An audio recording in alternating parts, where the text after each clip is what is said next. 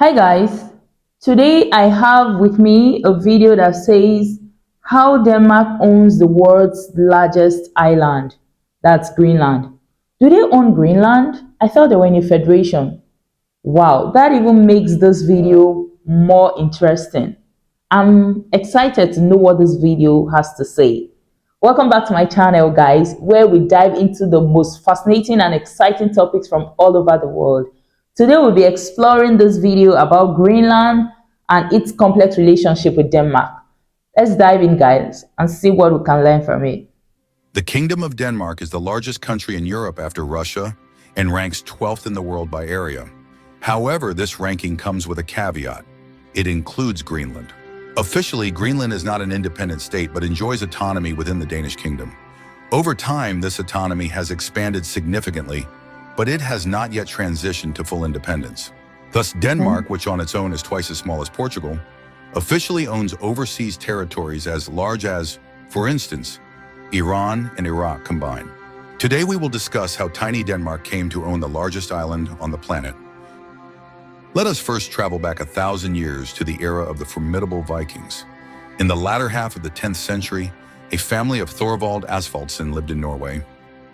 True to Viking stereotypes, they were known for their wild temperaments.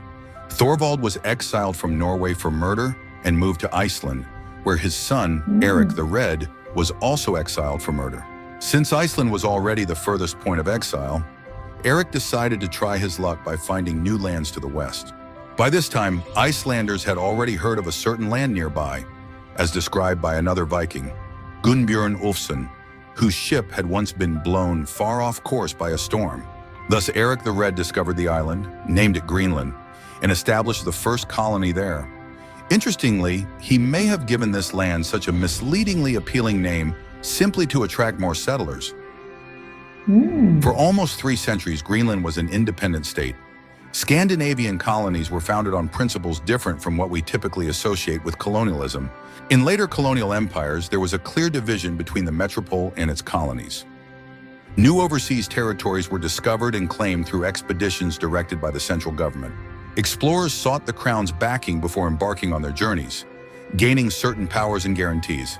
Viking colonies, however, were privately established, usually by those in conflict with the ruling powers of their homeland.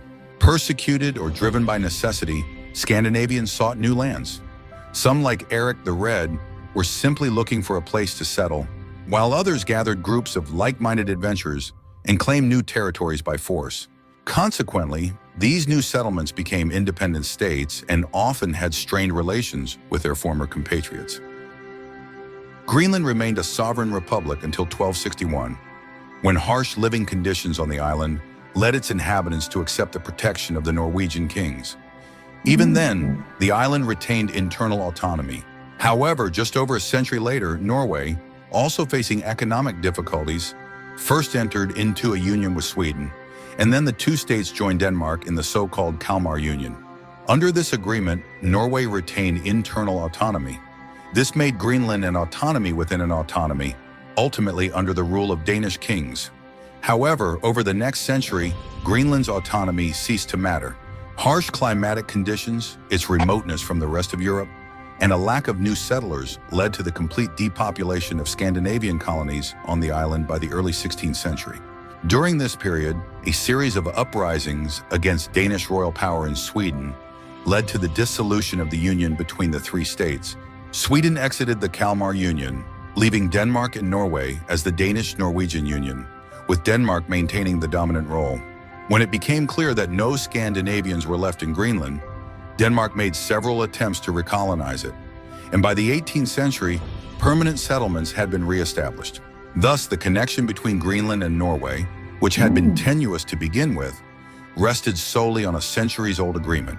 Moreover, this agreement was made between a state already under Danish rule and an island population that had vanished entirely. In practice, Denmark treated Greenland as its province. The matter was definitively settled during the Napoleonic Wars. Denmark sided with France, dragging it into conflict with Sweden, which was part of the anti-Napoleonic coalition. Following its defeat, Denmark ceded Norway to Sweden under the 1814 Treaty of Kiel, fulfilling Sweden's long-standing ambitions. This provoked outrage in Norway, whose interests were disregarded. However, the superior Swedish forces compelled Norway to accept these terms. Throughout the 19th century, Norway's primary focus was gaining independence from Sweden, overshadowing the fact that Denmark retained Greenland when Norway was ceded. When Norway finally achieved independence in 1905, it attempted to contest Denmark's claim to Greenland. Norway's main argument was the injustice of the Treaty of Kiel, where its opinion had been ignored. In 1931, a group of Norwegian geologists, explorers, and lawyers declared part of Greenland's uninhabited coast, Erik the Red's land, claiming it for Norway. The Norwegian government supported this initiative and even appointed a governor for the new province. Fortunately, the conflict was resolved peacefully. Denmark appealed to the International Court of Justice under the League of Nations, which ruled in its favor. Since then, Norway has abandoned its claims to Greenland, and the world's largest island remains under the Danish flag. However, this status continues to irk the United States, which has repeatedly offered to purchase Greenland from Denmark and continues to make such proposals. The Danish government, however, remains steadfast in its refusal. Wow. I'm surprised that the United States have been interested in purchasing Greenland from Denmark. What strategic or economic interests does the US have in the region?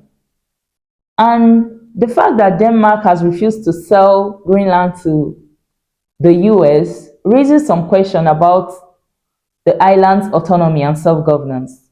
Can you guys throw more light on that in the comments? Or could it be because of the island's strategic location?